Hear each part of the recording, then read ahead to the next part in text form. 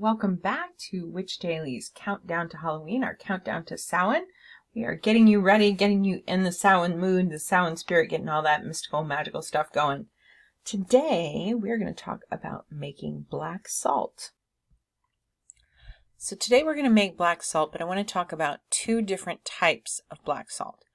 There's the black salt that you can either buy or find that comes from places where they have active volcanoes or places where they have recently had active volcanoes, and that salt that comes from the mineralized earth around the volcano is its own kind of salt.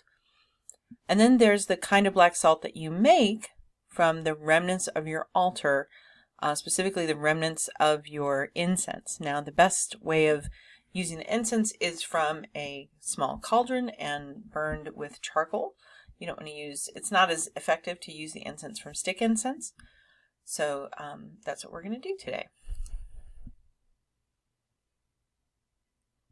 You see we got a little incense burning here. This is what it's going to look like when it's done. I'm almost out, so we're going to make some more. I'm going to take the remnants from my altar, and it's important that it's been burned in a cast iron cauldron because we want the iron. We're also going to use some purple gel food coloring, and the purple will be important in just a second. Because this is going to protect my house, we have a couple of ingredients. We have cloves and we have cocoa. Typically I like to use cacao, but I had this left over from cooking for Yule last year. And we're going to use some plain old table salt. So you're going to start with the remnants from burning the incense. Now this is incense that's on my altar. I burn incense on my altar a couple times a week, so this is relatively fresh, but it's always got a good purpose. It's burned with charcoal, and I'm scraping out some of the iron to make sure I get some of the iron from the cauldron into the salt itself. It's really important. I'm going to crush it up and get all the remnants kind of crushed down. I use a lot of frankincense and myrrh and dragon's blood in my incenses, and so there's still some resin that's in there that needs to be crushed.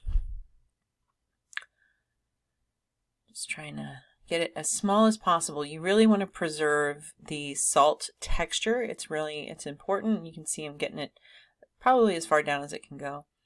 And now I'm going to add some cloves. We add cloves if you're doing some kind of protective black salt, specifically for anything that needs an antiseptic purpose. So something that you want to have both warming and banishing at the same time. That's what you're going to use the cloves for.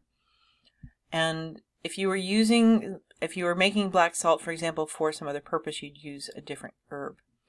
We use the cocoa or the cacao because this is my home that I'm making the black salt for. Any place where there is love or warmth, you want to have something that encourages the love and the warmth by still pushing away the negativity. So that's what we're using the cocoa or cacao for. And as you can see, the black salt is like turning brown, and before it was actually gray. So that's what we're going to use the purple food coloring for. And you want to use purple, not black food coloring, because black food coloring is actually going to come out gray. So now we're going to add the table salt. You want to have a very hefty dose here, usually about twice as much as the other ingredients that you're using. You can see it's taken up a good part of the bowl there.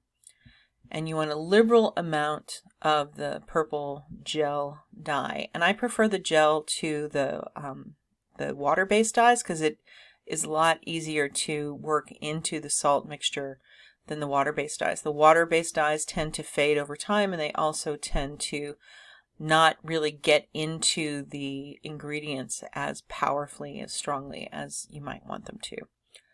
So in this, it takes a lot to mix this up and get the gel in there really deeply. I happen to also make big messes. You see lots of mess on my table, which is why I use a little table mat. So that's pretty much it. You mix it. This amount of black salt will not last me very long. I have a pretty big yard, so I need a little bit more than this, but that's it. That's how you make black salt. Now you know how to make black salt. And what I will tell you is if you can get the volcanic salt instead of using traditional table salt or kosher salt, then that is actually really, really powerful to combine the black volcanic salt with the the remnants from your altar. That makes it for a very, very powerful banishing salt, and it's really good for protection. So I typically use black salt. I will sweep my house, I'll sweep my property, and I'll put, like, once a year, put a circle of black salt around my house, and that seems to protect it pretty well. So have not had any bad things happen yet. All right, so now you know how to make some black salt. You can use it for all kinds of things. You can also include it into sachets. If you're making yourself any kind of protective sachets, you can keep it in a jar on your desk at work. It's really good for that. Keep negative people and negativity away from you. The black salt should be used to absorb any negativity so that you don't feel it coming toward you in the same way.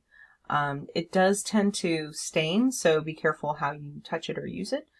You'll get black all over yourself, and that might not be so fun. All right, you have a wonderful witchy day. I hope you're enjoying these videos. If you have not signed up for the daily video, just know that you might be missing the newsletter. So we have a newsletter that goes out every day. You might want to sign up at witchdaily.com. You can also just go back and look at the newsletters. We have those as well from all the previous ones. And if you're a YouTube subscriber, you're missing the newsletters. Go look at the newsletters or sign up to get them in your inbox. So subscribe at witchdaily.com, and we will see you here tomorrow as we get ready for the big countdown to Samhain.